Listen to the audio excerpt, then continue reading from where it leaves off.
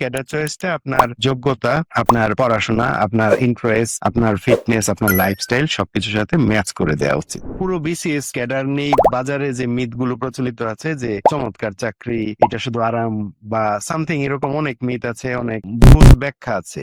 তো কে কি দেয় এটা ফ্যাক্ট না, ফ্যাক্ট হচ্ছে আপনি কি চান।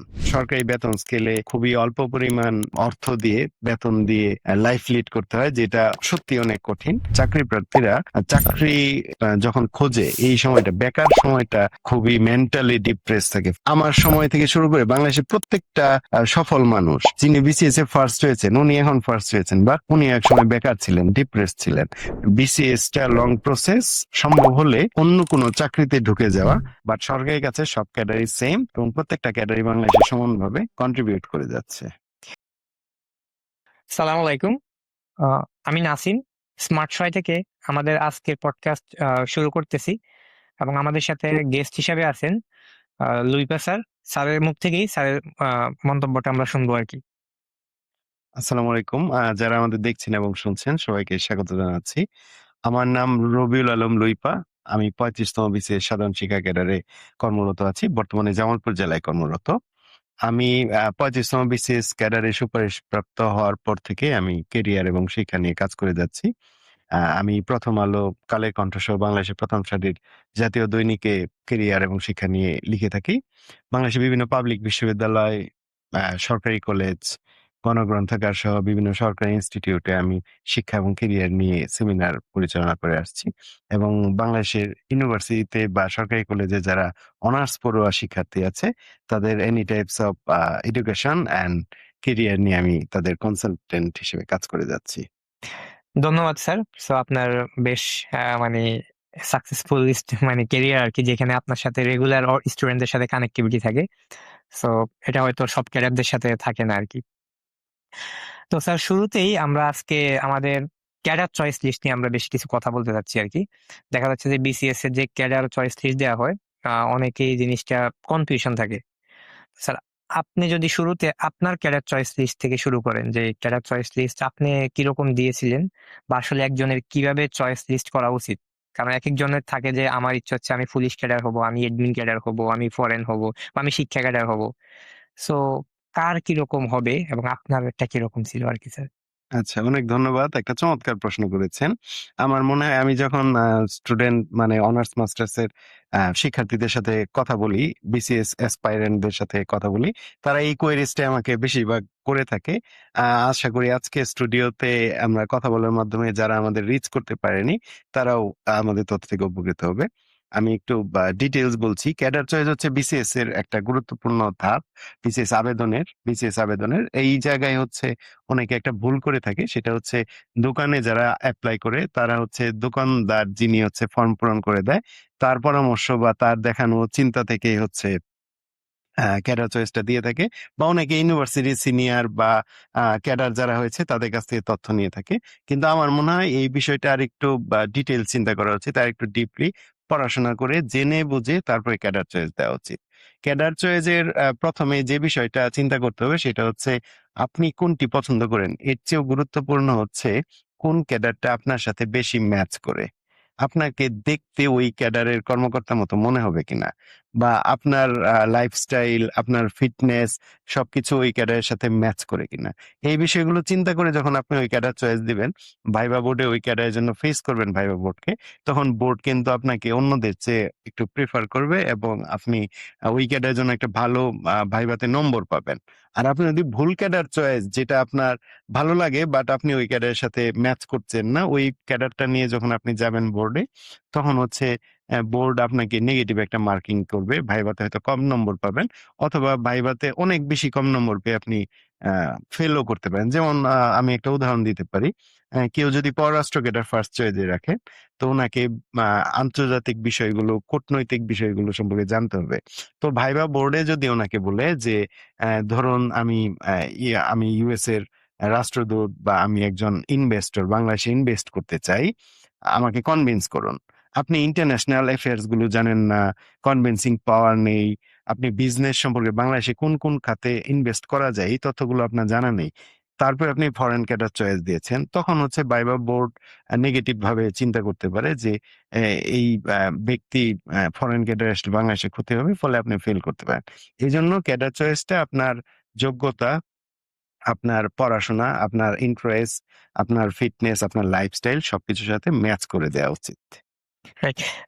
আরেকটু যদি আমি এক্সাম্পলটা এরকম ভাবে জানার চেষ্টা করি, ধরেন আমি যদি হচ্ছে ফরেন ক্যাডার টার্গেট থাকে, আমি চয়েস লিস্টে কিভাবে দেওয়া উচিত, মানে প্রথম ক্যাডার কি দিব বা পরবর্তী ক্যাডার গুলো কি দিব। অনেকে হচ্ছে সিরিয়ালটাও প্রপারলি বুঝে না, যে আমি হয়তো দেখা গেছে যে পুলিশ ক্যাডার হব, সো কিন্তু আমি পুলিশ আগে দিব না এডমিন আগে দিব, নাকি কোনটা আগে দিব এবং কোনটা পরে দেওয়া উচিত।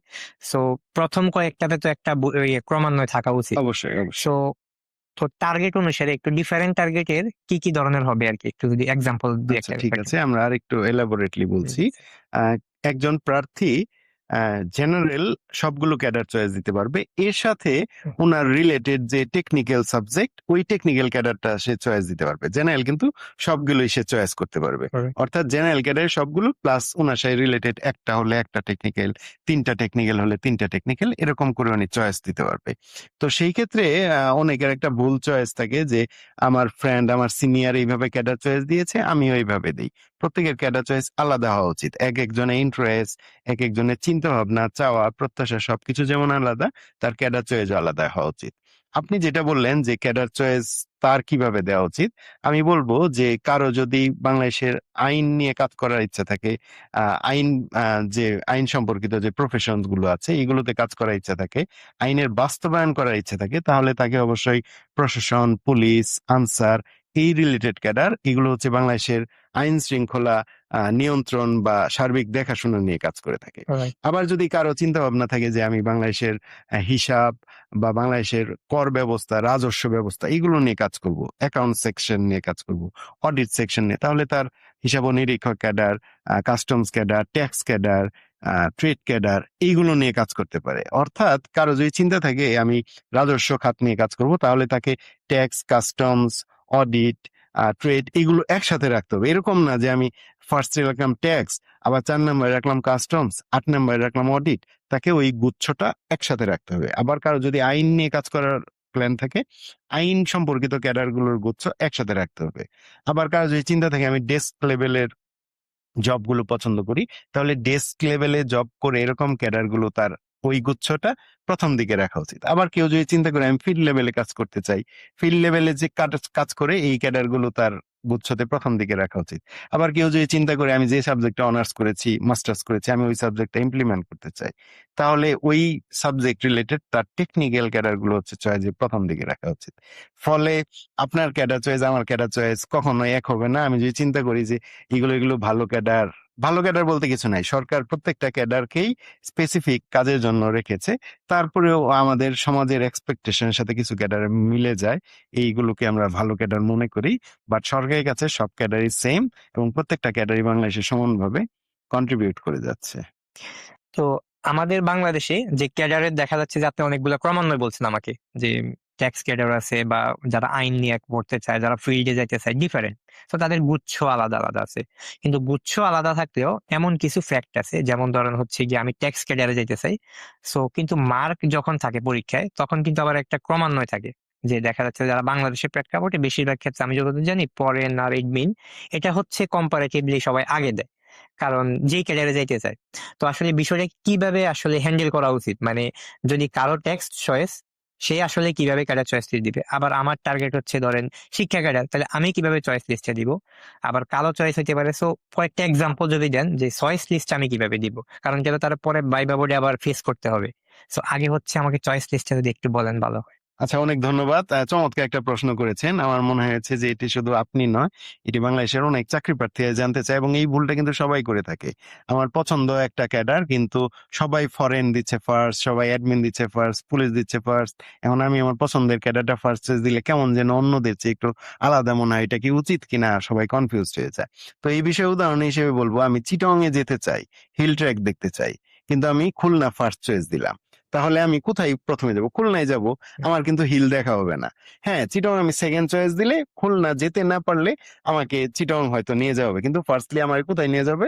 খুলনায়, যে তুমি এখানে আসতে চেয়েছো, তোমাকে আনলাম। তো ক্যাডার চয়েসটাও সেম। আপনার পছন্দ ট্যাক্স, কিন্তু আপনি ফার্স্ট চয়েস দিয়েছেন অ্যাডমিন। আপনার মার্কস যদি অনেক ভালো থাকে, আপনি তো অ্যাডমিন দেওয়া হবে, ট্যাক্স দেওয়া হবে না।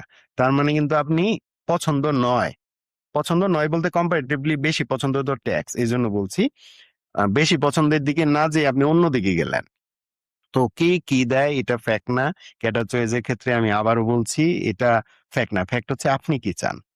তো ক্যাডার চয়েসের ক্ষেত্রে যে সব চাকরি প্রার্থী হচ্ছে ক্যাডার চয়েস নিয়ে চিন্তা করেন বা এই ধরনের প্রশ্নের সম্মুখীন বা এই ধরনের চিন্তার সম্মুখীন হন, আমি হচ্ছে তাদের বলবো আপনার যেটা প্রথম পছন্দ, যেটা ভালো লাগে আপনি ওইটা প্রথমে দিবেন, এরপরে আপনার যেটা ভালো লাগে এটা পরে দিবেন, এইভাবে আপনি ক্যাডার চয়েসটা সাজাবেন। সেই ক্ষেত্রে অনেকে একটা প্রশ্ন করে থাকে যে আমি যদি ফরেন ক্যাডার বা অ্যাডমিন ক্যাডার প্রথম দিকে না দেই, অনেকেই বলে এটা পরে দিলে পাওয়া যায় না। পরে দিলে পাওয়া যায় না ব্যাপারটা হচ্ছে, বাংলাদেশে প্রতিযোগিতামূলক চাকরি পরীক্ষায় বেশিরভাগ প্রার্থীরা ফরেন বা অ্যাডমিন প্রত্যাশা করে থাকে। এই জন্য ওই ক্যাডার গুলো হচ্ছে বেশি মার্কস লাগে। আপনার যদি বেশি মার্কস থাকে আপনি ফার্স্টে যেটা দিবেন ওটাই পেয়ে যাবেন। বাট আপনি ফার্স্টে দিলেন ফরেন বা অ্যাডমিন, তাহলে আপনি ওটা পেয়ে যাবেন, ট্যাক্স কিন্তু আপনাকে আর বিবেচনা করা হবে না। ফলে আমি মনে করি না, এটা আমার স্টাডি এবং সবাই এটাই বলবে যারা ক্যাডার চয়েস সম্পর্কে জানে, আপনার যে ক্যাডারটা ভালো লাগে আপনি সেটা প্রথমে দিবেন, এরপরে আপনি ওইভাবে ক্রমান্বয়ে সাজাবেন। কোন ক্যাডারটা কে বেশি দিল, কোন ক্যাডারটা কে ফার্স্ট চয়েস দেয়, বা কোনটা রীতি, এরকম রীতি বলতে কিছু নেই। রীতিটা হয়েছে কি, ওই যে একটা কথা বললাম যে বাংলাদেশের মানুষ আইন বাস্তবায়ন বা আইন শৃঙ্খলা নিয়ে কাজ করতে পছন্দ করে। সামাজিক সামাজিক অ্যাকসেপ্টেন্সটা ওই ক্যাডার গুলো ভালো। সবকিছু মিলিয়ে মানুষ নিজের চিন্তার চেয়ে সমাজ কি চায় এইদিকে ডাইভার্ট হতে গিয়ে ওই ক্যাডার গুলো ফার্স্ট চয়েস দিয়ে থাকে। আমার মনে হয় হ্যাঁ, হ্যাঁ, রাইট, চাকরি রাইট, রাইট। প্রার্থীরা এই কথা থেকে উপকৃত হবে। এক্স্যাক্টলি। খুব সুন্দর উত্তর দিয়েছেন স্যার। আমি জাস্ট এখানে আরেকটু এডিশনাল এড করব। তো দেখা গেছে যে যেহেতু আমরা ডিসকাশন থেকে যে পয়েন্টটা পাইলাম যে বাংলাদেশের প্রেক্ষাপটে বেশিরভাগ মানুষ হচ্ছে যারা ভালো মার্কস পায় তারা ফরেন বা এডমিন এইগুলা থেকে চয়েস লিস্ট আগে থাকে। এখন ধরেন স্যার আমার মার্কস যেমনই থাকুক আমি চয়েস লিস্টে দিলাম ট্যাক্স ধরেন। তো যেহেতু আমার যদি মার্কস ভালো থাকে অবভিয়াসলি আমি ট্যাক্স ক্যাডার পেয়ে যাব। এখন আমার মার্কসটা যদি হচ্ছে ভালো থাকার পরেও, তো আমি তো এডমিনটা পরে দিলাম বা পরে পরে দিলাম। সো যেহেতু আমি মার্কস বেশি পাই আর ট্যাক্স পাই গেছি, সো লজিক্যালি আমি তো আর কখনোই ট্যাক্স এডমিন বা ফরেন না, পাবো না। ওটা চিন্তা করার আবার কথা যদি না। আমি খারাপও করি, যদি আমি ট্যাক্সই না পাই তাহলে কখনোই তো ফরেনের এডমিন পাওয়ার সম্ভাবনা নাই হুম, লজিক্যালি। এক্স্যাক্টলি। সো তাইলে আমি যদি ট্যাক্সটা আগে দিই বাই ডিফল্ট কি আমার কখনো পরবর্তীতে এই ফরেন বা এডমিন যদি আমি দিই, সো বাইবা বোর্ডে এটা কি নেগেটিভলি নেওয়ার কোনো সুযোগ আছে কিনা, যে লাইক যেহেতু একটা কমন একটা সেন্স থেকে যে এটা কেন করা হয়েছে, কারণ এটা তো তাকে ফেস করতে হইতে পারে। সো যদি মানে এটা পজিটিভ নেগেটিভটা জানতে চাচ্ছি আর কি। তো এটা কি আসলে যে পরীক্ষা দিবে সে কি আসলে যদি আমি ট্যাক্স আগে দিই আমার কি পরে আর এডমিন বা ফরেন দেওয়া উচিত কিনা, যদি দেয়া হয় সে বাইবা বোর্ডে এটা কিভাবে পেশ করবে, আর যদি না দেয়া হয় তাহলে সেটারও একটা যুক্তি আপনার থেকে আশা করছি। এই প্রশ্নটা অনেক গুরুত্বপূর্ণ একটা প্রশ্ন, চাকরি প্রার্থীরা অনেকেই করে থাকে। আমার মনে হয় আমরা যে কথাগুলো বলছি প্রত্যেকটাই গুরুত্বপূর্ণ, এবং চাকরি প্রার্থীরা আজকের আলোচনাতে খুব বেশি অনেক কিছু জানতে চাইবে যেটা তারা মন থেকে জানতে চায়। তো এই যে প্রশ্নটা করা হয়েছে যে আপনি যদি ফরেন অ্যাডমিন পুলিশ এগুলো পছন্দ না করে ট্যাক্স কাস্টমস ট্রেড ক্যাডার এগুলো পছন্দ করেন, এগুলো প্রথম দিকে রাখলেন, অন্য ক্যাডার গুলো পরের দিকে রাখবেন কিনা। ফরেন ক্যাডারে 20টার মতো সিট থাকে, 15 এরকম একটা সিট থাকে। তো সেই ক্ষেত্রে আপনি দেখবেন যে যারা সর্বোচ্চ মার্কস পেয়েছে তারা কিন্তু ফরেন ক্যাডারটাই নিয়ে নেয়। তো সেই ক্ষেত্রে আপনি যদি সর্বোচ্চ মার্কস না পান, ফরেন ক্যাডার আপনি পাবেন না। ফলে ফরেন ক্যাডার যেহেতু প্রথম দিকে শেষ হয়, এটা পরে দিলে যারা ভাইবা বোর্ডে আছে তারা হয়তো ভাববে যে আপনি এই বিষয়গুলো জানেন না, এই জন্য ফরেন স্কিপ করতে পারেন। বাট অ্যাডমিন পুলিশ কিন্তু second choice, third choice, fourth চয়েসেও কিন্তু এই ক্যাডার গুলো পাওয়া যায়। ফলে এই ক্যাডার গুলো হচ্ছে আপনি রাখতে পারেন। অবশ্যই আপনার যেটা পছন্দ সেটা প্রথম দিকে রাখবেন, এরপর অ্যাডমিন পুলিশ রাখতে পারেন, এটা নিয়ে কোনো প্রবলেম নাই। এর সাথে কেউ যদি টেকনিক্যাল ক্যাডার রাখতে চায় প্রথম দিকে, তাকেও আমি বলবো, অনেকেই বলে থাকে যে টেকনিক্যাল ক্যাডার দিলে মাঝে বা শেষে দিবা, প্রথম দিকে দিলে এরপরে আর জেনারেল ক্যাডার দেওয়ার দরকার নেই। আমি বলবো যে আপনি টেকনিক্যাল ক্যাডার, কিছু টেকনিক্যাল ক্যাডার আছে যেমন হেলথ ক্যাডার, অনেক মার্কস লাগে। আবার শিক্ষা ক্যাডারের ইংলিশ ডিসিপ্লিনে যারা প্রভাষক ইংরেজি পদে আবেদন করে, এখানে কিন্তু অনেক মার্কস লাগে। ফলে ইংরেজি যাদের পছন্দ বা পড়াশোনা করেছে তারা প্রথম দিকে শিক্ষা ক্যাডার রেখে এরপরে যদি অন্য জেনারেল ক্যাডার রাখে, এরকম হতে পারে সে শিক্ষা ক্যাডার পায়নি কিন্তু অন্য জেনারেল ক্যাডার পেয়েছে, কারণ হচ্ছে ইংরেজি সাবজেক্টে শিক্ষা ক্যাডার পেতে হিউজ মার্ক লাগে, প্রায় 550 বা এরকম, যেটাতে অন্য জেনারেল ক্যাডার পাওয়া যায়। সব ক্যাডারের কথা বলছি না, এই বিষয়গুলো। তো যেটার ডিমান্ডটা বেশি সেটা প্রথম দিকে রেখে পরে কম ডিমান্ডেবল বলতে বুঝিয়েছি যে প্রার্থীরা যেগুলো কম চয়েস দেয় বা কম প্রত্যাশা করে এই ক্যাডারগুলো রাখা যায়, সমস্যা হবে না। থ্যাংক ইউ স্যার, অনেক মানে গোছায় উত্তর দিচ্ছেন। আচ্ছা, সো ক্যাডার চয়েস লিস্টে যদি কেউ হচ্ছে কোনো রকমের মিসটেক করে আর কি, ধরেন আমি চয়েস লিস্ট দিয়ে সাবমিট করে দিছি, সো কিন্তু আমার চয়েস লিস্টে একটু মানে লাইক ফার্স্ট চয়েসটা আমি পরে দিয়ে দিছি, সো এটা কি আসলে পরবর্তীতে কোনো তার সুযোগ আছে কিনা, বা এটা কি কোনোভাবে চেঞ্জ করার কোনো সুযোগ আছে কিনা, বা এটা করলে কি কোনো প্রবলেম হবে কিনা আর কি, এটা জানার জন্য। আচ্ছা। কারণ অনেকেই প্রবলেমটা করে আর কি। হুম, হুম, হুম। অনেকে প্রথম দিকে বুঝে না, পরে যখন বিসিএস এর প্রক্রিয়ার ভিতরে ঢুকে যায়, প্রিলি বা রিটেন পরীক্ষা দিয়েছে, তখন সে হ্যাঁ, জানতে পারে বা বুঝতে পারে যে তার ক্যাডার চয়েসটা পারফেক্ট হয়নি। হ্যাঁ, এই ব্যাপারটা হচ্ছে আগে ক্যাডার চয়েস দেওয়ার পরে করা যেত না, এটা সংশোধন করা যেত না। কিন্তু রিসেন্টলি পিএসসি কিন্তু এই সুযোগটা রেখেছে, ভাইবার সময় নতুন করে আবার ক্যাডার চয়েস দিতে পারবে। পিএসসি এটা রেখেছে কারণ অনেকেই হচ্ছে একটা ক্যাডার পেয়ে গেছে, এরপরে আর ক্যাডার চায় না, কিন্তু পরের ভাইভাটা চলে আসে, তাকে যেন স্পেসিফিক করতে পারে যে আপনি আসলে কোন একটা ক্যাডারে আছেন আর কোন ক্যাডার পেলে আপনি সন্তুষ্ট, অন্য ক্যাডার গুলো তো তার লিস্টে রাখার দরকার নাই। এজন্য ভাইবার সময় এটা নতুন একটা সুযোগ দিয়েছে, তো কারেকশন করা যায় এবং প্রচুর আমি করেছি। আমাকে ভাইবার সময় আগে যেমন অ্যাপ্লাইয়ের সময় ক্যাডার চয়েস নিয়ে জিজ্ঞেস করতে, এখন ভাইবার সময় আমাকে জিজ্ঞেস করে যে এই ক্যাডার গুলো আমি বাদ দিতে চাচ্ছি কারেকশনে গিয়ে, তো কেমন হয়, আমি তাদের সলিউশন দেই। প্লাস আরেকটা বিষয় হয়ে থাকে, সেটা হচ্ছে অনেক সময় চিন্তা করে যে আমি যখন ক্যাডার চয়েস ফর্ম পূরণ করেছি তখন হচ্ছে মিসগাইডেড হয়ে পূরণ করেছি, এখন আমি বুঝতে পেরেছি ভাইবা বোর্ড কি মনে করবে আবার যে আমি এরকম দিয়েছি। তাকে আমি বলবো যে এইগুলো নিয়ে ফ্রাস্ট্রেশন হওয়ার বা ডিসঅ্যাপয়েন্ট হওয়ার কোনো কারণ নেই। আপনি ভাইবা বোর্ডে বললে হবে যে স্যার এই বিষয়টা আমার জানা ছিল না। আরেকটা ব্যাপার হচ্ছে আপনি যে ক্যাডারটাই চয়েস দেন না কেন, ভাইবা বোর্ড কিন্তু যে কোনো প্রশ্নে আপনাকে করতে পারে এটা কেন ফার্স্ট চয়েস দিয়েছেন।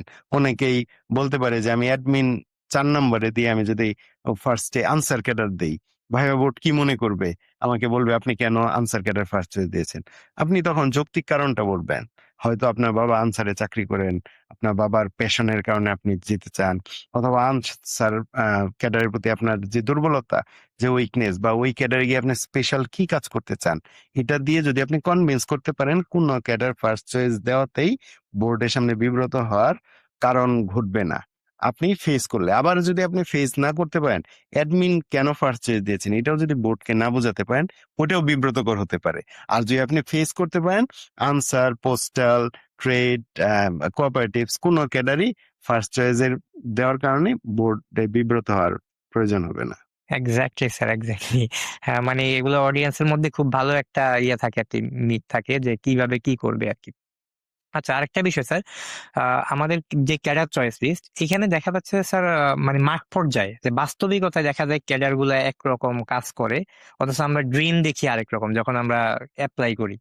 সো এইটা নিয়ে যদি আপনার কোনো মন্তব্য থাকে যে লাইক আমরা ড্রিম দেখতেছি যে আমি এই ক্যাডার হব, সো এই ক্যাডার হলে আমি হয়তো এরকম এরকম এরকম একটা লাইফ লিড করবো, এরকম হবে। সো কিন্তু মাঠ পর্যায়ে দেখা যায় সে আসলে সারাদিন অনেক পরিশ্রম করতেছে, অনেক কষ্ট করতেছে, কিন্তু সেভাবে চিন্তা করে না। সো এই মানে রিয়েলিটি আর হচ্ছে যেটা মানে তার চিন্তা, এই দুইটার মধ্যে কোনো সমন্বয় বা এখানে কোনো ডিসকাশনের কিছু আছে কিনা? আচ্ছা, এই ব্যাপারটা নিয়ে বলবো যে কোথাও এক্সট্রা বা কি বলবো এক্সপেকটেশন, ওভার এক্সপেকটেশন করা উচিত নয়। বাস্তবতা জানতে হবে। প্রথমেই বলবো শুধু কোনো ক্যাডার না, পুরো বিসিএস ক্যাডার নেই। বাজারে যে মিথ গুলো প্রচলিত আছে যে চমৎকার চাকরি, এটা শুধু আরাম বা সামথিং, এরকম অনেক মিথ আছে, অনেক আম, ভুল ব্যাখ্যা আছে। অন্যান্য চাকরির মতো বাংলাদেশ সিভিল সার্ভিসের ক্যাডার গুলো, এইগুলো একটা চাকরি, এগুলোতেও প্রচুর পরিশ্রম করতে হয় এবং সরকারি বেতন স্কেলে খুবই অল্প পরিমাণ অর্থ দিয়ে, বেতন দিয়ে লাইফ লিড করতে হয়, যেটা সত্যি অনেক কঠিন। সেই জায়গায় একজন প্রার্থী যদি স্টার্ট আপ কোনো বিজনেস বা প্রাইভেট জবে যেত তাহলে সে অনেক ভালো করতে পারতো, কিন্তু সে এসে দেখবে আসলে কম বাইরে মিথ। এই জন্য জেনে শুনে এই দিকে আসা উচিত। আর আরেকটা ব্যাপার হচ্ছে প্রত্যেকটা ক্যাডারই কাজ করে, প্রত্যেকটা ক্যাডার, সবগুলো ক্যাডার বা সবগুলো সার্ভিস, বাংলাদেশের সবগুলো চাকরি মিলেই বাংলাদেশটা পরিচালিত হচ্ছে। সবাই সমানভাবে পরিশ্রম করছে। এজন্য কোনো মিথ বা কোনো কারো ভুল ব্যাখ্যা দিয়ে না আ আ বিভ্রান্ত না হয়ে নিজে জেনে বুঝে কোন ক্যাডারের কাজ কি এটা নিয়ে কাজ করা যেতে পারে। এবং এর সাথে বলবো যে কিছু ক্যাডারে মাঠ পর্যায়ে বেশি কাজ করতে হয়। আপনি যদি ঢাকায় পোস্টিং চান, আ তাহলে আপনাকে ঢাকায় পোস্টিং হয় বেশি। এরকম ক্যাডার গুলো চয়েস দিতে হবে। আর আপনি যদি আ মাঠ পর্যায়ে পোস্টিং চান তাহলে ওই ক্যাডার গুলো দিতে হবে। আবার বাজারে অনেকের চিন্তা ভাবনা থাকে, একটা মিথ, ভুল আছে যে ফরেন ক্যাডার মানে আপনি সারা বছর দেশের বাইরে থাকবেন। এরকম নয়। ফরেন ক্যাডার মানে হচ্ছে আপনি ২ টা মিশন করে আসবেন। এরপরে আবার আপনাকে পররাষ্ট্র মন্ত্রণালয়ে সংযুক্ত হতে হবে ২ বছরের জন্য। আবার আপনি ২ টো মিশনে যাবেন। আবার বাংলাদেশে ব্যাক করবেন। এইভাবে। তো ক্যাডার চয়েস দেওয়ার আগে প্রত্যেকটা ক্যাডার সম্পর্কে যদি সবাই জানতে পারে ডিটেইলস, যেটা কেউ জানতে চায় না, সবাই প্রিপারেশন নিয়ে চিন্তা করে, আমার মনে হয় সব ক্যাডার নিয়ে ডিটেইলস জানলে আমার মনে হয় এই প্রবলেমটা আর থাকবে না। Right, right. একদম মানে কিছু ইনসাইট পাওয়া গেছে যেগুলো আমি নিজেও জানতাম না। যে ফরেন ক্যাডারদের যে ২ টা মিশন পরপর যে বাংলাদেশে ২ বছর থাকতে হয়। আচ্ছা স্যার, আ আমরা যদি জানতে চাই যে ক্যাডার যারা দিবে, সো ওদের তো নন ক্যাডারও চয়েস লিস্ট একটা দেয়া লাগে মনে হয় সম্ভবত। হুম। সো আগে এটা ছিল না। আগে হচ্ছে নন ক্যাডার ডিরেক্ট দিয়ে দেওয়া হতো। এখন নন ক্যাডার চয়েস এর অপশন দেওয়া আছে। আচ্ছা, আচ্ছা। সো এটার জন্য কি কোনো আপনার সাজেশন আছে কিনা? নন ক্যাডার চয়েস লিস্টটা কিভাবে দিবে বা এটা কি? অবশ্যই। হ্যাঁ, ক্যাডার চয়েস লিস্টের মতো নন ক্যাডার চয়েস লিস্ট নিয়েও আ একইভাবে স্টাডি করতে হবে। এবং সেই ক্ষেত্রে আমি সম্পর্কিত আরেকটা বিষয় বলছি। আমি চাকরি প্রার্থীদের যে প্রশ্নগুলো পাই, এই প্রশ্নগুলো টেক্সটে দিতে পারি না বা আজকেও আমরা আলোচনা করছি, সব আলোচনা চলে আসবে না। এজন্য আমি রোড টু বিসিএস বই নামে একটা বইয়ে সব cadre details, non cadre details লিখেছি। এরকম বই হোক, নিউজ পেপার হোক, YouTube বা কোনো তথ্য থেকে হোক, চাকরি প্রার্থীদের প্রত্যেকটা ক্যাডার এবং নন ক্যাডার সম্পর্কে জানা উচিত। এনি টাইপস অফ সোর্স থেকে। জেনে এরপরে ক্যাডার চয়েস বা নন ক্যাডার চয়েস দিলে ভুল হয় না। ক্যাডার চয়েস এর মতো নন ক্যাডার চয়েসও দেওয়ার আগে তাকে জানতে হবে ওই নন ক্যাডারের কি কাজ, ওই কাজের সাথে সে অ্যাডজাস্ট করতে পারবে কিনা, ওই নন ক্যাডারের পোস্টিং কোথায় হবে, সে ওই ধরনের পোস্টিং এর সাথে ম্যাচ করতে পারবে কিনা। যেমন একটা নন ক্যাডার মন্ত্রণালয়ে পোস্টিং হবে, তার বাবা অসুস্থ বা তার ফ্যামিলির সাথে থাকা প্রয়োজন, সে তো থাকতে পারবে না। ওই পোস্টিংটা হবে শুধু ঢাকায়। তাহলে তাকে জেনে নিতে হবে যে কোন ক্যাডারে নিজের জেলায় যাওয়ার সুযোগ আছে বা কোন নন ক্যাডারে নিজের জেলায় যাওয়ার সুযোগ আছে বা নিজের ফ্যামিলির সাথে থাকার সুযোগ আছে। ওই নন ক্যাডার গুলোকে প্রথম দিকে পছন্দে রাখতে হবে। আবার যে নন ক্যাডার গুলো কেউ যদি চায় আমি ঢাকায় থাকতে চাই, মহানগরে থাকতে চাই, চিটাগং এ থাকতে চাই, নাগরিক সুবিধাগুলো পেতে চাই, তাহলে ওই নন ক্যাডার গুলো দিতে হবে যেই নন ক্যাডার গুলোর পোস্টিং হয়। এটা একটা ব্যাপার। আরেকটা ব্যাপার হচ্ছে কে কোন ধরনের কাজ করতে চায়। ক্যাডারের মতো নন ক্যাডারেও কিন্তু টেকনিক্যাল আর জেনারেল আছে। যেমন আমরা জানি সাব রেজিস্ট্রার সব সাবজেক্ট থেকে এই নন ক্যাডারে আসতে পারে। এটা জেনারেল নন ক্যাডার। আবার আমরা যদি চিন্তা করি যে সব জেলা লাইব্রেরিয়ান, লাইব্রেরি সায়েন্স থেকে যেতে হয়। এটাও কিন্তু ফার্স্ট ক্লাস, বাট এটা হচ্ছে টেকনিক্যাল নন ক্যাডার। তো কেউ নিজের সাবজেক্টে কাজ করতে চাইলে টেকনিক্যাল নন ক্যাডার, আর কেউ জেনারেলাইজড বিষয়ে কাজ করতে চাইলে জেনারেল নন ক্যাডার। পদায়নের একটা ব্যাপার থাকে। কে কোন ধরনের কাজ পছন্দ করে এটা একটা ব্যাপার থাকে। তারপরে ট্রান্সফার ফ্যাসিলিটি থাকে, আদার্স লজিস্টিক সাপোর্ট গুলো থাকে। কে কোন ধরনের লজিস্টিক সাপোর্ট, কে কর্পোরেট এনভায়রনমেন্ট চায়, কে প্রান্তিক মানুষের সাথে মিশতে চায়, কে ডেস্ক জব চায়। এগুলো সবকিছু চিন্তা করে তাকে ক্যাডার বা নন ক্যাডার চয়েস দিতে হবে। ধন্যবাদ স্যার। আচ্ছা, এখন আমি হচ্ছে একটা টেকনিক্যাল ক্যাডার আর শিক্ষা ক্যাডার নিয়ে কোয়েশ্চেন করব। অনেকে হচ্ছে টেকনিক্যাল ক্যাডারে যাইতে চায়। আবার অনেকে শিক্ষা ক্যাডারে যাইতে চায় যে আমি স্পেসিফিক এই সাবজেক্টে যাব। তো যে শিক্ষা ক্যাডারে যাইতে চায় সে কি প্রথমেই শিক্ষা ক্যাডারটা কি আগে দিবে কিনা বা কিভাবে দেওয়া উচিত? আর যারা টেকনিক্যাল ক্যাডারকে চয়েস লিস্টে রাখবে তাদের চয়েস লিস্টটা কিরকম হওয়া উচিত বা তাদের সিস্টেমটা? ধন্যবাদ একটা চমৎকার প্রশ্ন করার জন্য। আমার মনে হয় যারা টেকনিক্যাল ক্যাডারে যেতে চায়, টেকনিক্যাল ক্যাডারে চাকরি করতে চায়, ওনাদের জন্য এই প্রশ্নটা কাজে লাগবে।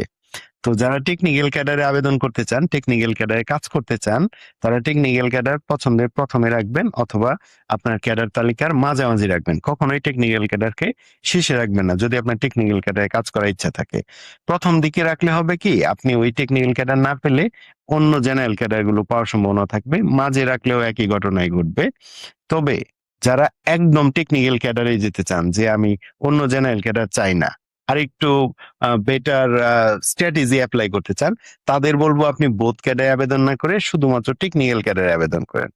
এতে কি সুবিধা হবে, যখন আপনি বোথ ক্যাডারে আবেদন করবেন, ফার্স্ট চয়েস পুলিশ দিয়ে সেকেন্ড চয়েস আপনাকে টেকনিক্যাল ক্যাডার দিবেন, তখন কিন্তু আপনাকে জাজ করা হবে পুলিশ ক্যাডার দিয়ে আপনি পুলিশ ক্যাডার জন্য পারফেক্ট কিনা, আপনি ওই জায়গায় পিছিয়ে যেতে পারেন।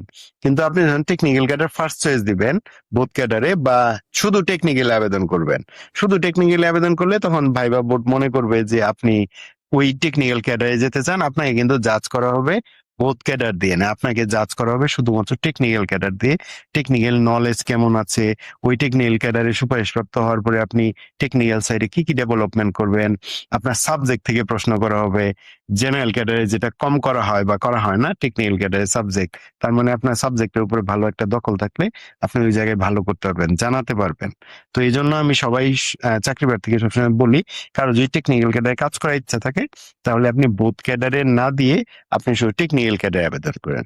বাট কারো যদি ইচ্ছে থাকে যে আমি টেকনিক্যাল বোথ দুটোই ট্রাই করতে চাই, রিস্ক নিতে চাই না, তাহলে হচ্ছে আপনি টেকনিক্যাল ক্যাডার প্রথম দিকে রেখে, সেটা প্রথমে হোক বা 3-4-এ হোক রেখে এরপরে জেনারেল ক্যাডার রাখবেন, কারণ রিস্ক নেওয়া যাবে না, কারণ আপনার চাকরি ওটাতে হবে কিনা আপনি তো জানেন না। থ্যাংক ইউ স্যার, মানে অনেক গুছিয়ে উত্তরটা দিচ্ছেন। আচ্ছা স্যার, আমরা এখন আমাদের একটু ক্যাডার চয়েস লিস্ট নিয়ে অনেক কথাবার্তা বলছি, একটু ডিফারেন্ট টপিকের মধ্যে আমরা এন্ট্রি করার ট্রাই করি। বিসিএস এর জার্নিটা আমরা বিগত বছরগুলোতে যেরকম দেখছি অনেক লম্বা জার্নি, সম্ভবত এখন হয়তো কমে আসছে কিনা আপনি ভালো বলতে পারবেন। তো স্যার, এই যে লম্বা জার্নি, আমি যদি বিগত বছরটাকে ফোকাস করি, তো এখানে তো স্যার মেন্টালি অনেকটা মানে ডিপ্রেশন হয়ে যাওয়ার কথা, স্বাভাবিক যে একজন ক্যান্ডিডেট, সো প্রথম বিসিএস আবার সবার হয়ও না। সো 1 বছর 2 বছর 3 বছর বা কয়েকবার ট্রাই দিচ্ছে, বা প্রথমবার হলেও সে দেখা যায় তার পছন্দের ক্যাডার পায় নাই, আবার বারবার দিচ্ছে। সো এই সময়টাতে সে মেন্টালি কিভাবে নিজেকে কন্ট্রোল করবে, বা দেখা যাচ্ছে যে বাংলাদেশের সামাজিকতা অনেক ফ্যাক্ট আছে, তো এই জিনিসটা সে কিভাবে হ্যান্ডেল করবে আর কি। বিসিএস আগে একটা দীর্ঘ প্রসেস ছিল, আগে বলতে আমি বুঝাচ্ছি গত বছর পর্যন্ত। এখন পিএসসি চেষ্টা করছে এটা কমিয়ে আনার ব্যাপারে।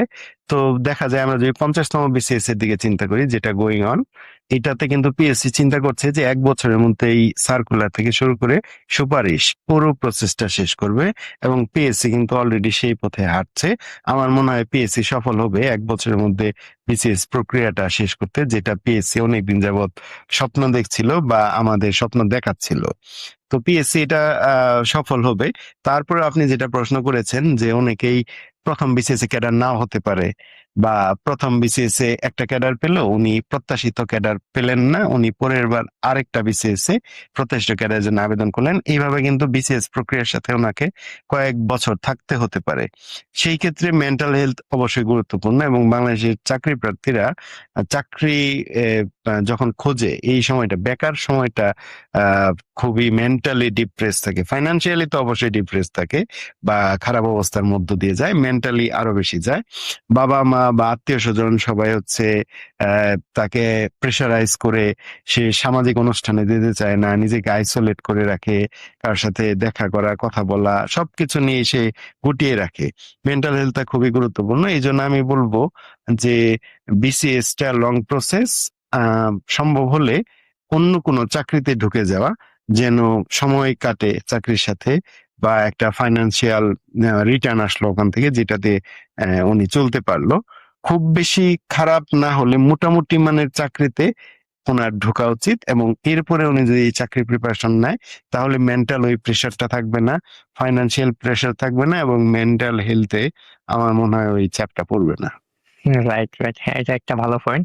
আরেকটা বিষয় হচ্ছে স্যার, পড়ার মধ্যেও তো একটা ডিপ্রেশন কাজ করে স্যার, যে দেখা যায় অনেক পড়া, এখন সবার তো মেরিট বা দেখা যায় সেম টাইমে সেম জিনিস কভার হয় না পড়া, তো তাদের আসলে ডিপ্রেশনটা আরো বেড়ে যায়, যে আসলে আমি তো পড়তেছি কিন্তু আমার কোথাও জব হচ্ছে না, মানে যেগুলো আমার টার্গেট জব আর কি, টার্গেট জব হচ্ছে না, সো আরো বেশি ডিপ্রেশন চলে যাচ্ছে।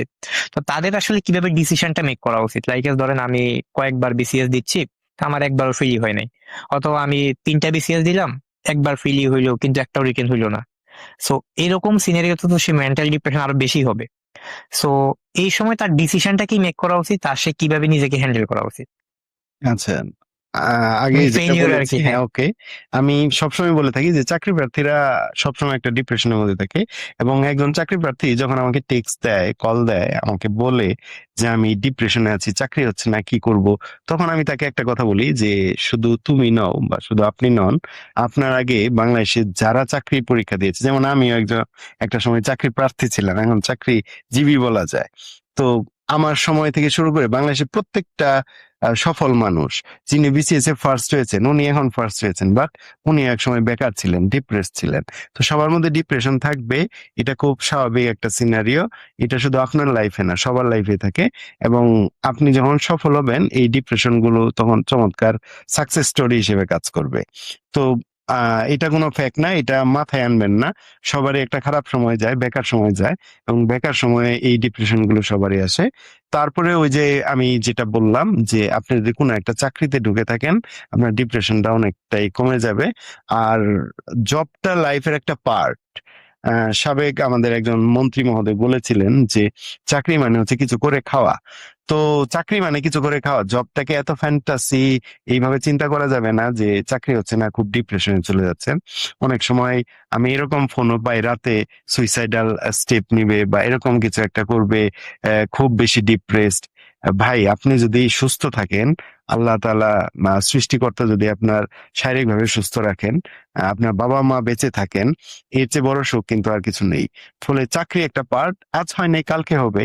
আপনার প্রত্যাশিত এই চাকরি হয় নাই, সেকেন্ড চয়েসের চাকরি হবে। বাট এত ডিপ্রেশনে যাওয়ার প্রয়োজন নাই যেটা নিয়ে আপনি অসুস্থ হয়ে যাবেন বা সুইসাইডাল স্টেপের মতো নিবেন।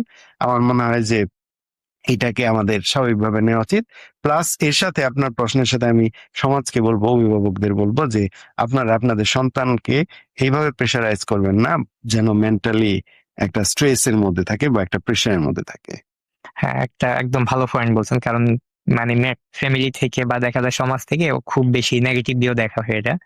সো তারা চাপটা নিতে পারে না। আবার বিসিএসই তো বাংলাদেশে মানে সরকারি জবের জন্য একমাত্র অপশন না, আরো অনেক জব আছে, কারণ বিসিএস এর সিটও লিমিটেড। যদি আমি বলি একটা বিসিএস এ অ্যারাউন্ড 1,000 বা 2,000 বা সব নন ক্যাডার সব মিলিয়ে এরকমই থাকে, রাইট? এত কম সিট তো ক্যান্ডিডেট কিন্তু অনেক, কয়েক লক্ষ পরীক্ষার্থী।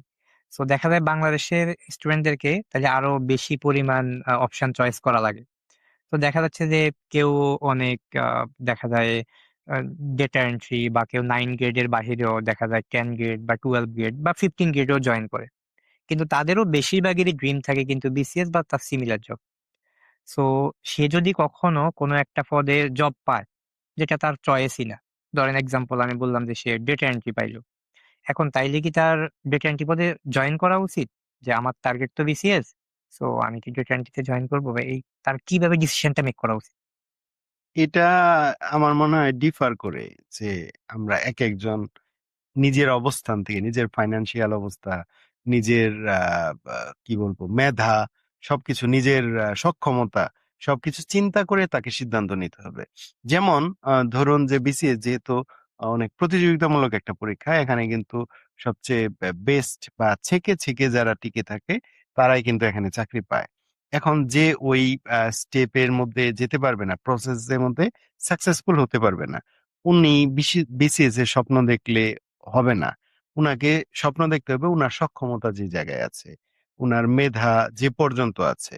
তো ভুল স্বপ্ন দেখালে তো হবে না। উনি ওই চাকরিতে ঢুকে যাবে, এরপরে বিসিএস এর জন্য ট্রাই করবে, হলে ভালো। কিন্তু উনি যদি চিন্তা করে না আমি বিসিএস ছাড়া কোনো চাকরি ঢুকবো না, আলটিমেটলি কি হবে, উনি তো ওটাও পাবে না, উনার কোনো কেরিয়ার থাকবে না। ফলে উনাকে নর্মাল একটা জব, সেটা 13 গ্রেডে হোক 14 গ্রেডে হোক, উনাকে ঢুকে যেতে হবে।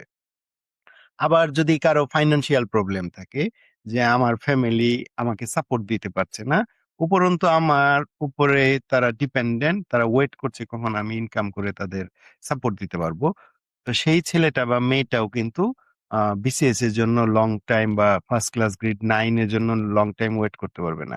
তাকে যে কোনো সরকারি আহ, আহ, 11 থেকে 20 গ্রেডের জব অথবা বেসরকারি চাকরি বা অন্য যে কোনো কর্মসংস্থানে ঢুকে তাকে লাইফ লিড করতে হবে, এরপরে সে ট্রাই করবে বেটার।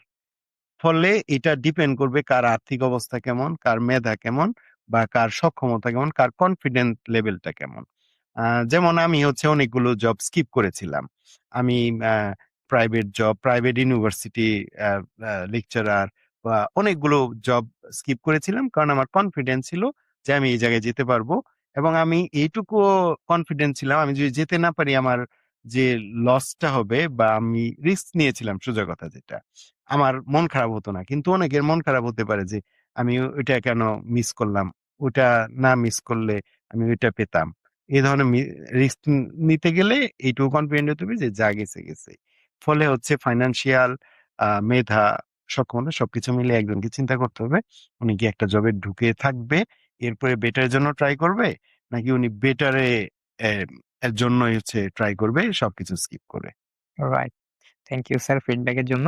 আচ্ছা স্যার, বিসিএস এ যারা যে জার্নিটা দেয়, তো তাদের আসলে রুটিনটা যে লাইক যেহেতু মেন্টালি ডিপ্রেস থাকার একটা সম্ভাবনা থাকে, অনেক লম্বা জার্নি, আবার দেখা যাচ্ছে যে পড়ারও অনেক চাপ থাকে, আবার কারো কারো ফাইন্যান্সিয়াল এর জন্য জবেরও একটা প্ল্যানিং থাকে। সো তাদের আসলে লাইফ সাইকেলে কি কি জিনিস থাকা অত্যাবশ্যক? লাইক হইতে পারে যে আমি রেগুলার হয়তো ফিজিক্যাল এক্সারসাইজ করি, বা হইতে পারে যে প্রত্যেকদিন নিউজ পেপার পড়া উচিত। সো এরকম কিছু কমন যে থিম গুলা তার মধ্যে থাকা উচিত, যেটা তার মেন্টালিও হেল্প করবে, ইভেন পড়াশোনার বাইরেও একাডেমিকও হেল্প করবে, এরকম কি কি জিনিসটা তার রুটিনটাতে কি থাকা উচিত? তাকে অ্যাজ ইউজুয়াল লাইফ লিড করতে হবে। কারণ আমরা জানি যে ইউনিভার্সিটি থাকা অবস্থায় আমরা যেভাবে স্বাভাবিক লাইফ লিড করি, এক্সারসাইজ করি, খেলাধুলা করি, চাকরি প্রার্থী হিসেবে আমরা যখন বেকার থাকি ওই সময়টা কিন্তু আমরা খেলাধুলায় থাকি না, বাইরে ঘোরাফেরা ওইভাবে করি না। ফলে দেখা যায় যে ওই সময় স্বাস্থ্যগত একটু ভিন্নতা আসে, অবেসিটি চলে আসে। তো অ্যাজ ইউজুয়াল থাকতে হবে, এবং অ্যাজ ইউজুয়াল থাকলে তার আর খারাপ লাগবে না। এবং আরেকটা কথা যেটা বারবার আমি সবসময় বলেছি বা বলি, সেটা হচ্ছে যদি সম্ভব হয় অন্য কোনো চাকরিতে ঢুকে যাওয়া। সবকিছু মেইনটেইন করতে হবে। আমি চাকরি পাইনি বলে সোসাইটির কোনো প্রোগ্রামে যাচ্ছি না, নিজেকে হাইড করে রাখছি, এরকম কিছুই করা যাবে না। এগুলো করলে হচ্ছে ডিপ্রেশন নিয়ে আসে। মানে সবসময় অ্যাজ ইউজুয়াল লাইফ লিড করতে হবে। জীবনের যেকোনো পর্যায়ে হোক, ভালো সময় বা খারাপ সময়, আমরা যখন স্বাভাবিক থাকবো ওই ঘটনাটা আমাকে ওইভাবে কাবু করতে পারবে না। আর আমরা যখন নিজেই কাবু হয়ে যাব, ঘটনাটা আমাকে আরো বেশি স্ট্রেসড করে দেবে। রাইট। তাইলে কি স্যার, মানে একাকিত্ব যে একটা প্ল্যানিং থেকে অনেকে যে প্ল্যান করে যে না আমি আসলে আনসোশ্যাল হয়ে যাবো এই সময়টা, বা আমি আসলে একাকিত্ব ভুগতেছি, সো এই জার্নিটার মধ্যে এই জিনিসটার আসলে ইম্প্যাক্টটা কিভাবে সে নিজেকে সামাল দিবে? সে কি আসলে বিসিএস এর জন্য কি সে টোটালি একাকিত্ব হয়ে যেতে হবে, নাকি যে আমি একদম না, আনসোশ্যাল না, হয়ে না। যাবো? এটা কিভাবে সে হ্যান্ডেল করবে? এটা হচ্ছে তাকে অ্যাজ ইউজুয়াল থাকতে হবে। আমি আচ্ছা, আচ্ছা। যেটা আবারও বলছি, তাকে অ্যাজ ইউজুয়াল থাকতে হবে, সোশ্যাল প্রোগ্রাম গুলোতে অ্যাটেন্ড করতে হবে। তারপরও আমি বলার পরেও বাস্তবতা হচ্ছে বিভিন্ন প্রেক্ষাপটে উনি পারবে না, বা আমি নিজেও পারিনি আমার বেকারের সময়গুলোতে। কিন্তু চেষ্টা করতে হবে এবং অ্যাজ ইউজুয়াল থাকতে হবে। আমি কিছুক্ষণ আগে যেটা বললাম যে চাকরি মানে কিছু করে খাওয়া। চাকরির জন্য এত বেশি ওভার সিরিয়াস হওয়া যাবে না। লাইফের কোনো ইভেন্টকে বন্ধ রাখা যাবে না। আ অ্যাজ ইউজুয়াল ব্যাপারগুলো হিসেবে নিতে হবে। এবং এর সাথে এটাও বলি যে বিসিএস তো একমাত্র চাকরি নয়। যেকোনো কিছু। ইভেন আপনি যদি চিন্তা করেন যে বিসিএস এর বাইরেও অনেক ভালো, ভালো না শুধু বিসিএস এর চেয়েও ভালো কিছু করা সম্ভব কারো যদি প্যাশন থাকে। আপনি একজন ভালো ফটোগ্রাফার, ফটোগ্রাফি আপনার ভালো লাগে। তাহলে আপনি যদি ভালো ফটোগ্রাফার হন, ইন্টারন্যাশনাল ফটোগ্রাফি কনটেস্টে আপনি যদি ভালো করেন, আপনাকে নিয়ে টাইম ম্যাগাজিন কভার স্টোরি করবে, বাংলাদেশের স্বনামধন্য নিউজ পেপার গুলো কভার স্টোরি করবে। সেই ক্ষেত্রে আপনি বিসিএস ক্যাডার বা সরকারি চাকরিজীবী বা যে কোনো বেসরকারি চাকরিজীবীর চেয়ে আপনি অনেক বেশি সাকসেসফুল। কারণ কোনো চাকরিজীবীকে নিয়ে কিন্তু এইভাবে কভার করা হয় না। ফলে আমাদের ওই চিন্তা থেকে বের হয়ে আসতে হবে যে আমাকে ওই জিনিসটাই পেতে হবে। আমরা যে কোনো জিনিসই ভালো করে করতে পারি এবং ওই সেক্টরে বেস্ট হতে পারি। হ্যাঁ, হ্যাঁ, রাইট। আচ্ছা স্যার, এই বিসিএস তো হচ্ছে মানে মানে একমাত্র জিনিস না লাইফে। সো সবার কি আসলে বিসিএস প্রিপারেশন নেওয়া উচিত, বা বিসিএস জিনিসটাকে কিভাবে ওভারঅল চিন্তা করেন আর কি আপনি, যে বিসিএস যারা প্রস্তুতি নেয়, সো তাদের আসলে কি এটাই একমাত্র গোল, বা বিসিএস নিয়ে কিভাবে এই জিনিসটাকে হ্যান্ডেল চিন্তা করেন? আচ্ছা। আমার মনে হয় বিসিএস নিয়ে চিন্তার চেয়ে কেরিয়ার নিয়ে চিন্তাটা যদি আমরা ভাবি মাথায় যে কেরিয়ার নিয়ে কি চিন্তা করব, তাহলে আমরা অনেক বড় একটা পরিসর পাবো। বিসিএস তো ছোট একটা পরিসর, সরকারি চাকরিজীবী একটা ছোট পরিসর, চাকরিটাই একটা ছোট পরিসর, কেরিয়ার অনেক বড় একটা পরিসর। এই বড় পরিসরের একটা পার্ট হচ্ছে চাকরি। মানে হচ্ছে আমি কারো অধীনে চাকরি করব, আমাকে দিয়ে কাজ তুলে নেবে এবং কাজ শেষে হচ্ছে আমাকে পে করবে। তো আমি যখন ক্লাস 9-10 ইন্টারমিডিয়েট বা honours first year second year third ইয়ারের স্টুডেন্টদের কাছে যাই, তাদের কাছে প্রশ্ন পাই, তারা কেরিয়ার নিয়ে প্রশ্ন করে, আমি বলি যে প্রথম থেকে তুমি তোমার কেরিয়ারকে সেট করো। এবং যে কথাটা আমি আগেও বলেছিলাম, আবারও বলছি, কেরিয়ার মানে তুমি যেটাতে ভালো কিছু করতে চাও সেটাই করবা। তুমি যদি ফটোগ্রাফিতে ভালো থাকে, তাহলে তুমি ফটোগ্রাফি নিয়ে চিন্তা করবা। কিন্তু তোমাকে কখনোই ইভেন্ট ম্যানেজমেন্ট গুলো কভার করে সারা জীবন কন্টিনিউ করবে এটা চাইবো না। তুমি বিয়ের প্রোগ্রামে সবসময় কাজ করবে এটা চাইবো না। তুমি প্রথমে স্টুডেন্ট অবস্থায় বিয়ের প্রোগ্রাম গুলো ক্যাপচার করো, তুমি ওয়াইল্ড ফটোগ্রাফি করো, নিউজ পেপারে ফটোগ্রাফার হিসেবে কাজ করো, বাট একটা নির্দিষ্ট সময় পরে গিয়ে তোমাকে ইন্টারন্যাশনাল ফটোগ্রাফি কন্টেস্টে যেতে হবে, ভালো করতে হবে। তাহলে আমি তোমাকে একজন সফল ফটোগ্রাফার বলবো। এরকম যে পলিটিক্স করতে চায়, জনগণের জন্য কাজ করতে চায়, সেও করতে পারে, কিন্তু তাকে লোকাল পলিটিক্স এর মধ্যে সীমাবদ্ধ থাকা যাবে না। তাকে বাংলাদেশের ইলেকশন, জাতীয় পর্যায়ের সংসদ ইলেকশন করা, সেখানে গুরুত্বপূর্ণ দায়িত্বে থেকে বাংলাদেশের জন্য কন্ট্রিবিউট করা, এই ধরনের চিন্তা সে করতে পারে। এরকম সে যে প্রফেশনে যাক, যেমন সম্পর্কিত আরেকটা বিষয় আমি বলি। কিছুদিন আগে আমার একজন স্টুডেন্ট আমাকে বলল, যে জব সিকার, যে স্যার আমার তো পড়তে ইচ্ছে করে না, আমার মেহেদি আর্টিস্ট হিসেবে কাজ করতে ইচ্ছে করে, মেহেদি দিয়ে দিতে ভালো লাগে। তো আমি তখন তাকে বললাম যে এটাকে তুমি একটু ডিফারেন্ট ওয়েতে চিন্তা করো। আমাদের বর্তমান সময়ে দেখা যায় যে ঈদ বা বিয়ে এরকম কোনো প্রোগ্রামে মেহেদি আর্টিস্ট মেহেদি দিয়ে একটা খুব সামান্য একটা অ্যামাউন্ট ফাইন্যান্সিয়ালি গেইন করে থাকে। তো স্টুডেন্ট অবস্থায় এটা ঠিক আছে, বাট এরপরে আস্তে আস্তে কি করা যেতে পারে, আমি তাকে আইডিয়া দিলাম যে তুমি আহ এরপরে একটা টিম করে ফেলবা। 4-5 জনের একটা টিম থাকবে, তোমরা যে কোনো প্রোগ্রামে তুমি যাবা না, তুমি হচ্ছে তোমার টিম মেম্বারকে পাঠাবা মেহেদি আর্টিস্ট হিসেবে কাজ করার জন্য।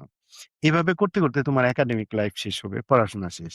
এরপরে তুমি চিন্তা করবা, আমরা যদি দেখি যে বাংলাদেশে অনেকগুলো ব্র্যান্ড আছে মেহেদির, ঈদের সময় বা বিভিন্ন সময় আমরা টিভিসিতে দেখে থাকি, বিজ্ঞাপন দেখে থাকি, ওই মেহেদি প্রোডাকশন নিয়ে চিন্তা করতে হবে। যে আমি তো মেহেদি আর্টিস্ট, মেহেদি আমার ভালোবাসা, মেহেদিকে নিয়ে আমি বড়ভাবে কেরিয়ার করবো, শুধু মেহেদি নিয়ে, একটা সামান্য জিনিস মেহেদি। তো সেই মেহেদি প্রোডাকশন নিয়ে চিন্তা করবে, এবং বাংলাদেশের মেহেদি মার্কেটে তার একটা ডোমিনেন্ট কন্ট্রিবিউশন থাকবে। প্রথম দিকের মেহেদি প্রোডাকশন হাউসগুলোর মধ্যে সে একজন থাকবে। এরপরে সে ইন্টারন্যাশনালি চিন্তা করতে পারে। ইন্টারন্যাশনালি আমরা শুধু মেহেদি তো হাতের বা রূপচর্চার জন্য ব্যবহার করি না, আমরা হেয়ারে ব্যবহার করে থাকি, হেয়ার হেলদি করার জন্য ব্যবহার করে থাকি, অনেক পারপাসে আমরা মেহেদি ইউজ করে থাকি। ইন্টারন্যাশনালি কিভাবে এক্সপোর্ট করা যায়, কিভাবে কাজ করা যায়, এই কথাটা আমি উদাহরণটা মেহেদি টানলাম কারণ এটা রিসেন্টলি আমি এক্সপিরিয়েন্সড হয়েছে, একজন জব সিকার আমাকে বলেছিল। তখন আমার মনে হলো এরকম যে কোনো বিষয়কে ক্ষুদ্র থেকে আমরা অনেক বৃহৎ করে চিন্তা করতে পারি। অর্থাৎ আপনার যেটা প্যাশন আপনি সেটা নিয়ে কাজ করবেন, কিন্তু কখনোই ক্ষুদ্র অর্থে না, সেটাকে আপনি একটা বিশাল পরিসরে নিয়ে সেটা ন্যাশনালি হোক বা পারলে ইন্টারন্যাশনালি হোক, সেটা নিয়ে কাজ করেন। চমৎকার কেরিয়ার হলো, প্যাশন থাকলো, আপনার কাজের প্রতি একটা ভালোবাসা থাকবে। এক্স্যাক্টলি স্যার, মানে প্যাশন, যেটাতে প্যাশন নাই স্যার, তো প্যাশন না থাকলে সে ওটা করা উচিত না। কারণ আলটিমেটলি একটা সময় সে নিজেকে হতাশ লাগবে, ডিপ্রেসড লাগবে, যে আমি আসলে কি করতেছি, কার জন্য করতেছি, কেন করতেছি। এবং এর সাথে সম্পর্কিত আমি এটাও বলি, আপনি যেটা বললেন যে বিসিএস না হলে সে কি করবে। হ্যাঁ, যখন এইভাবে কেউ সবাই চিন্তা করবে, তখন কিন্তু বিসিএস সরকারি চাকরি বা চাকরি বা বেসরকারি চাকরি তার ওয়ান অ্যান্ড অনলি গোল হবে না। তার কেরিয়ারটা অনেক বিস্তৃত হবে, এবং এর সাথে সমাজেরও ভূমিকা আছে। সমাজ আমাদের কেন যেন ওইদিকে ঠেলে দিচ্ছে। হ্যাঁ, যেমন আমার কথা যদি ধরুন, আমি বিজনেস অ্যাডমিনিস্ট্রেশনে পড়াশোনা করেছি, আমি চার্টার অ্যাকাউন্টেন্ট হতে চেয়েছিলাম, কিন্তু সমাজ দেখলাম যে চার্টার অ্যাকাউন্টেন্ট হিসেবে আমার গ্রহণযোগ্যতার চেয়ে আমি একজন ফার্স্ট ক্লাস বিসিএস ক্যাডার বা সরকারি চাকরিজীবী হলে আমার কেন যেন মনে হলো আমার ফ্যামিলি বা সোসাইটি আমাকে এইভাবে প্রত্যাশা করে। তখন আমি কিন্তু ট্র্যাকটা চেঞ্জ করলাম। তো আমার মতো বাংলাদেশে অনেক শিক্ষিত তরুণ আছে, গ্রাজুয়েট আছে, ফ্রেশ গ্রাজুয়েট, যারা হচ্ছে চিন্তা করে একটা সমাজ তাদের এক্সপেকটেশনের মাধ্যমে অন্যদিকে ডাইভার্ট করে নিয়ে যায়।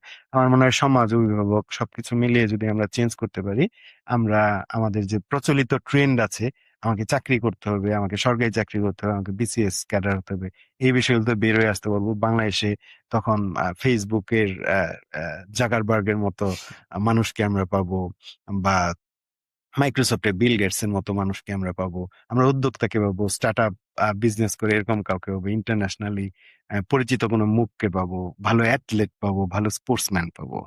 Exactly, exactly. স্যার আমরা মোটামুটি পডকাস্টের শেষ দিকে চলে আসছি। সো আপনার যদি অডিয়েন্সের উদ্দেশ্যে কোনো বার্তা থাকে সেটা বলতে পারেন। আর পরিশেষে আমি বলবো তাদের জন্য এক লাইনে একটা যদি আপনার কোনো বাক্য থাকে সেটাও একটু সাজেস্ট করে দিবেন আরকি।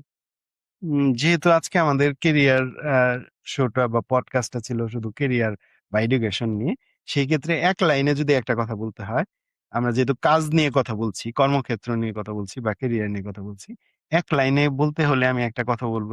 একটা বিখ্যাত ইংরেজি কোট আছে, if you love your job then every day will be Sunday.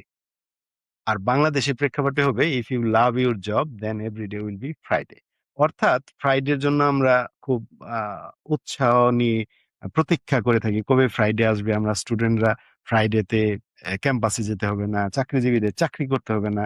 Friday অনেক আকাঙ্ক্ষিত এবং মজার একটা দিন। তো চাকরি যদি আমরা বা কর্মটা, আমাদের কেরিয়ারটা যদি আমরা আমাদের প্যাশনের জায়গায় নিতে পারি, তাহলে আমার প্রতিদিনই ছুটির দিনের মতো আনন্দ মনে হবে এবং মনে হবে আমি কর্মক্ষেত্রে না গেলে আমার ভালো লাগবে না। এজন্যই ইংরেজি এই কোটটা বলা আছে যে, if you love your job then everyday will be Sunday. Sunday হচ্ছে বাইরের দেশগুলোতে হচ্ছে ছুটির দিন। তো আমি এক কথায় এই কথাটাই বলবো যে, আপনার যেটা ভালো লাগে, যে কাজটা ভালো লাগে, যে প্রফেশনটা ভালো লাগে, আপনি সেই প্রফেশনে যান। আপনাকে চাকরি নিয়ে চিন্তা করার দরকার নাই, সরকারি চাকরি নিয়ে চিন্তা করার দরকার নাই। আপনার এক্সপেক্টেড প্রফেশনে আপনি যান, আপনার প্যাশনেট প্রফেশনে যান। বাট ওই প্রফেশনে আপনি বেস্ট হওয়ার ট্রাই করুন, যেন আমরা সবাই আপনার কন্ট্রিবিউশন দ্বারা আমরা সবাই বেনিফিটেড হতে পারি, বা আপনাকে নিয়ে আমরা গর্ব করতে পারি, আপনার কথা আমরা ইন্টারন্যাশনাল প্ল্যাটফর্মে আলোচনা করতে পারি। স্যার আজকেও কিন্তু ফ্রাইডে। ও আচ্ছা, হ্যাঁ, আজকে ফ্রাইডে। ফ্রাইডেতে আমরা পডকাস্ট করলাম। আমরা হচ্ছে তার তুলনামূলক মানে ফ্রি কাজটাকে ছিলাম দুজনই। ভালোবাসেন স্যার। হ্যাঁ, আমরা কাজটাকে ভালোবাসি। এক্সাক্টলি, এটাও একটা ব্যাপার। আর হচ্ছে কর্মক্ষেত্রের বাইরে একটা ছুটির দিন। এই সময়টা আমরা দুজনই ম্যানেজ করতে পেরেছি আমাদের দুজনের ব্যস্ততায়। এবং আমার মনে হয় যারা শুনছে দেখছে আমাদের কথা দ্বারা আজকে উপকৃত হয়েছে, বা কোনো একটা কথা তাদের জীবনে যদি চেঞ্জ আনতে পারে, আমার মনে হয় আজকে আমাদের আলোচনাটা সার্থকতায় সার্থক। পরিণত হবে। ধন্যবাদ সবাইকে আমাদের সাথে থাকার জন্য। আমরা বেশ লম্বা সময় ধরে আজকে আলোচনা করছি এবং আজকে আলোচনার মূল বিষয়বস্তু ছিল ক্যাডারের চয়েস লিস্ট এবং মেন্টাল হেলথ বা আসলে কিভাবে যে বিসিএস বা ক্যারিয়ারে কি অন্য কোনো কিছু তার নেওয়া উচিত কিনা, এই বিষয়গুলোর উপরে মূল আমাদের আলোচনা ছিল। তো আশা করি এটা যারা বিসিএস বা জব ক্যান্ডিডেট তাদের আসলে কোনো না কোনো ভাবে হেল্প করবে। ধন্যবাদ আমাদের সাথে থাকার জন্য।